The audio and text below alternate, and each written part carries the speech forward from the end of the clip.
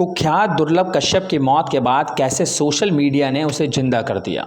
काली shirt, आंखों में काजल, माथे पर टीका, क्या है इस गैंगस्टर की कहानी। काली शर्ट पहने हुए लड़का, आंखों में काजल, माथे पर अलग तरह का टीका, कंधे पर पंचा या कहें कि गमछा और एक नाम दुर्लभ कश्यप। फेसबुक पर तलाशेंगे तो इस नाम के कई अकाउंट्स, पेज और ग्रुप सामने आ जाएंगे। लेकिन सबसे जरूरी बात, दुर्लभ कश्यप नाम का ये लड़का जो अब इस दुनिया में नहीं है, गैंग वार में मारा जा चुका है। मरने के बाद उसकी इतनी फैन फॉलोइंग क्यों? उज्जैन के रहने वाले दुर्लभ का नाम चल जाने के पीछे का किस्सा क्या है, एक एक करके सारे पन्नों को पलटते हैं। हाथ उठाया और सोशल मीडिया पर हिट हो गया। साल 2018 की बात है। 2 महीने बाद मध्य प्रदेश में विधानसभा चुनाव थे। उज्जैन के तत्कालीन एसपी सचिन अतुलकर एक प्रेस कॉन्फ्रेंस कर रहे थे। सचिन अतुलकर जो अपनी तस्वीरों और फिटनेस के चलते सोशल मीडिया पर खुद भी आए दिन वायरल होते रहते हैं, लेकिन वो किसी और के वायरल होने का दिन था। दुर्लभ और उसके कुछ साथियों की मीडिया के सामने परेड कराई गई। सचिन अतुलकर की कोशिश थी कि चुनाव से पहले पेशेवर अपराधियों को नियंत्रण में कर लिया जाए।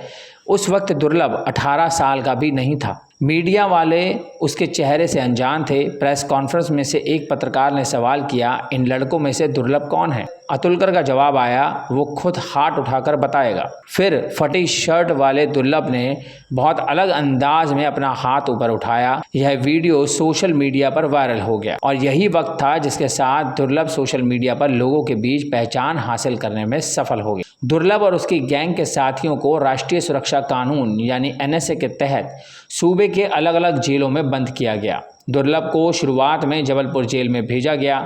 उस वक्त वह नाबालिग था। बालिग होने में कुछ महीने बचे थे। दुर्लभ ने इस बात का फायदा उठाया। पुलिस एक्शन के खिलाफ जबलपुर हाई कोर्ट में अपील कर दी। अप्रैल 2019 में हाई कोर्ट ने दुर्लभ के पक्ष में फैसला देते हुए उसे बाल सुधार गृह भेजने का आदेश दिया। 2019 की बात है। विशेष सुधार गृह से निकलकर दुर्लभ और उसके कुछ दोस्तों ने इंदौर में एक फ्लैट किराए पर ले लिया था। दुर्लभ का एक दोस्त था, नाम था राजदीप मंडलोई। उसके मुताबिक अब तक दुर्लभ काफ़ी बदल चुका था। नशा करना लगभग बंद कर चुका था। अपना बिजनेस शुरू करने की प्लानिंग कर रहा था।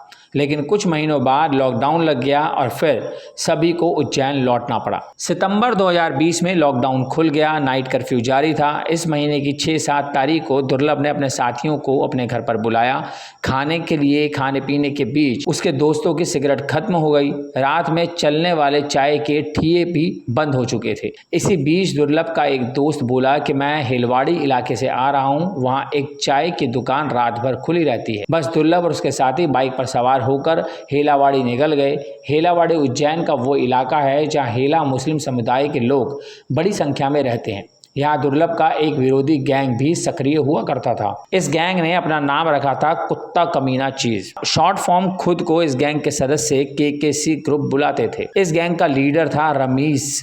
हेलावाड़ी की जिस दुकान में दुर्लभ अपने दोस्तों के साथ चाय पीने गया, उसका मालिक था अमन उर्फ भूरा। रमीश का भाई भूरा दुर्लभ इन दिनों का कुख्यात हो चुका था। भूरा ने दुर्लभ को पहचान लिया। उसके बाद दुर्लभ और उसके विरोधी गैंग के बीच झड़प हुई। कुछ घंटों बाद जब पुलिस मौके पर पहुंची तो यहाँ दुर्लभ की अधनंगी लाश मिली। पोस्टमार्टम रिपोर्ट के मुताबिक दुर्लभ को 30 से 11 बार चाकू से गोदा गया था। दुर्लभ की मौत के बाद उसकी अंतिम यात्रा सोशल मीडिया पर एक इवेंट की शक्ल ले चुकी थी। जो लोग अब तक दुर्लभ से मिले भी नहीं थे, वो उसकी अंतिम यात्रा में शामिल हुए। सोशल हैंडल से अंतिम यात्रा का लाइव किया गया। सोशल मीडिया पर दुर्लभ का वजन कुछ इतना बढ़ा दिया गया था कि उसकी असली इमेज ही छिप गई। उज्जैन के जीवाजी जंग थाने के अधीक्षक गगन बादल कहते हैं कि वो एक सामान्य अपराधी था। आप उस पर लगे मुकदमे देख लीजिए, ज़्यादातर चाकूबाजी और मारपीट के थे, लेकिन सोशल मीडिया ने उसे गैंगस्टर बना दिया। कैसे बना कुख्यात?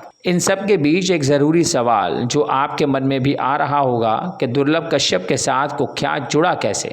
साल 2001 में पैदा हुए दुर्लभ का बचपन बहुत अच्छे माहौल में नहीं बीता। दुर्लभ के पिता मनोज कश्यप और उसकी मां के बीच संबंध ठीक नहीं थे। माँ बाप दोनों एक दूसरे से अलग रहते थे।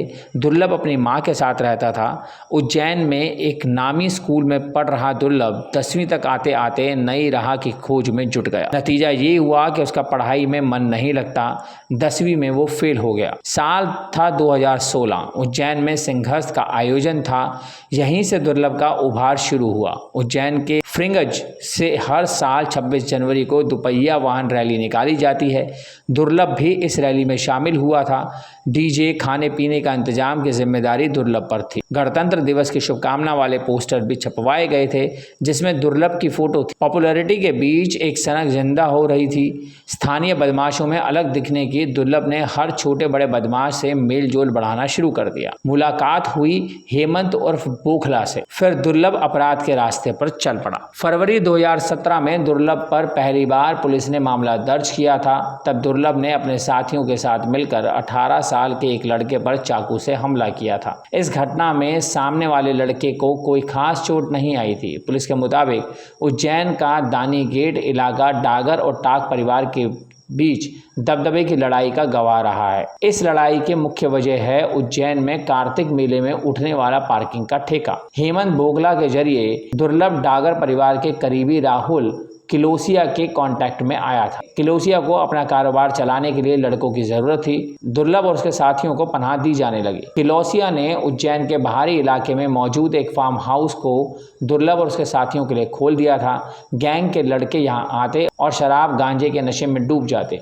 बदले में ये लड़के किसी भी वारदात को अंजाम देने के लिए तैयार रहते थे। दुर्लभ पर जनवरी 2018 में पहली बार हत्या का मुकदमा हुआ था। 11-12 जनवरी की दरमियानी रात दुर्लभ और उसके साथियों का आमना सामना टाक परिवार से जुड़े कुछ लड़कों से हुआ। कई घायल हुए। दोनों गुट अपने अपने साथियों को लेकर उज्जैन के सिविल अस्पताल पहुंचे। यहाँ फिर से दोनों गैंग आपस में टकरा गए। दुर्लभ गैंग के लड़कों ने अर्पित उर्फ काना पर चाकू से हमला किया। 13 जनवरी को उसकी मौत हो गई।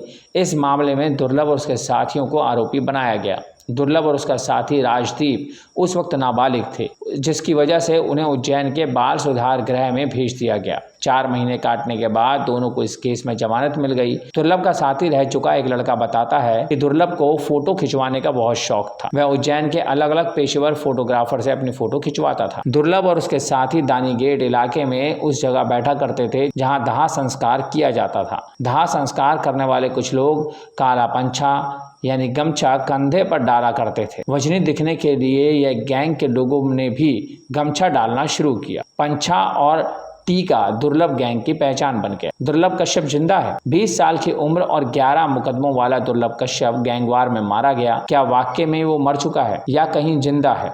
अगर नहीं तो फिर उसके नाम पर कत्ल क्यों हो रहे हैं? क्यों फेसबुक से वो अब तक लापता नहीं हुआ? मध्य प्रदेश के सागर में 60 साल के शिव कुमार दुबे, 57 साल के कल्याण लोधी, मंगल हरिवार की सिर कुचलकर हत्या कर दी गई।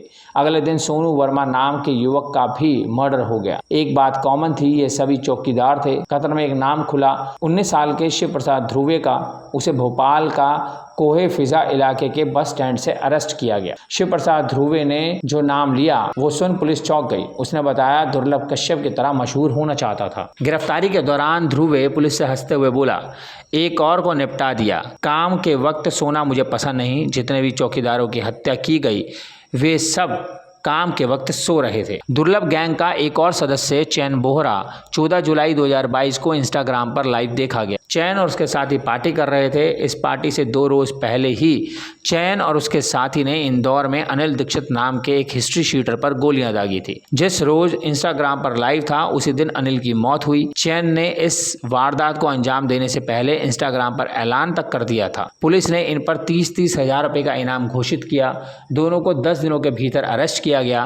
पुलिस दावा करती है कि दुर्लभ कश्यप मर चुका है, लेकिन कई राज्यों में उसके नाम की मौजूदगी सुनाई देती है। उज्जैन से 500 किलोमीटर दूर महाराष्ट्र के औरंगाबाद फरवरी 2022 पुलिस को शिकायत मिली कि शुभम नामक के युवक पर हमला किया गया है। शुभम के पिता मनगटे अपने घर से कुछ ही दूरी पर किराने की दुकान चलाते हैं। 6 फरवरी रात का वक्त कुछ लड़कों ने मनगटे से सिगरेट देने को कहा। मनगटे बोले कि आधी रात का वक्त हो गया है और अब वो दुकान बंद कर रहे हैं। यह सुन सिगरेट मांग रहे युवकों ने लोहे की रॉड और धारदार हथियार से मनगटे और उसके 22 साल के बेटे शुभम पर लोहे की रॉड से हमला कर दिया। शुभम पर हमला करने वाले लड़कों ने खुद को दुर्लभ कश्यप गैंग का बताया। जानकारी इस बात की भी मिली कि इस गैंग के लोग दुकानदारों से मुफ्त सामान लेते हैं और आने जाने वाले लोगों को परेशान करते हैं। दिलचस्प ये है कि दुर्लभ अपनी जिंदगी में कभी औरंगाबाद नहीं आया। फिर ये गैंग खुद को दुर्लभ के साथ कैसे जोड़ रहे हैं? वहीं एसपी उज्जैन सत्येंद्र कुमार शुक्ला कहते हैं कि दुर्लभ कश्यप गैंग अब खत्म हो चुकी है। मेरा नौजवान पीढ़ी से बस यही कहना है कि अगर वह सोशल मीडिया के जरिए दुर्लभ से प्रभावित है तो उसका अंजाम भी देख ले।